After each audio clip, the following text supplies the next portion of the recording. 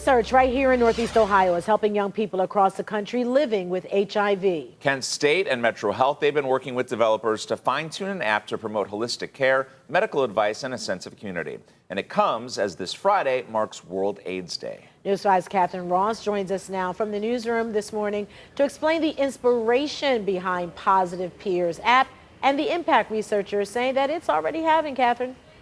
Yeah, good morning, guys. Well, the inspiration for what's now a phone app came from patients in an HIV support group over at Metro Health, and social workers there saw the benefit of creating a social circle for people with similar experiences. Now, with some newly awarded grant funding, researchers will be able to tell just how beneficial it is.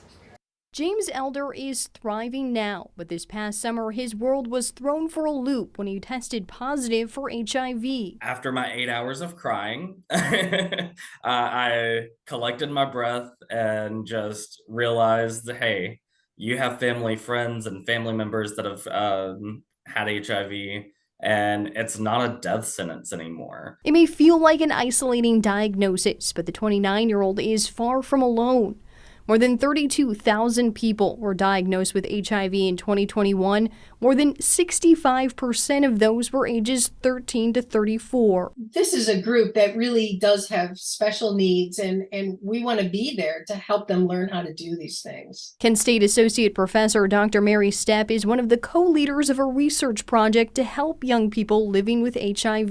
It started with a peer support group at Metro Health creating a private Facebook page to network and share resources, and has since grown into the Positive Peers app with users like James across the country. The app is built on the premise of mind, body, spirit. The app features medication reminders, message boards, blogs, and other resources. By doing that and talking with people, you get a different perspective on how your life can actually be. Aside from the benefits of community, researchers are also finding clinical benefits.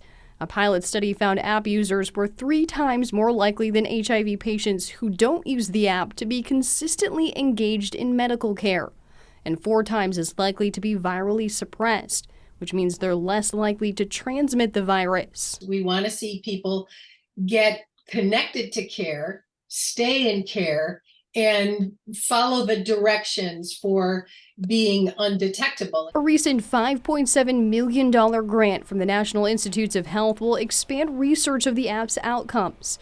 James says the community and knowledge it provides help generate hope for others living with HIV. They think it's going to be the end of their life, or the end of all of their happiness in life, and that just simply isn't the case anymore. Now, a local company also helped develop the app itself, and there are currently app users across at least 32 different states.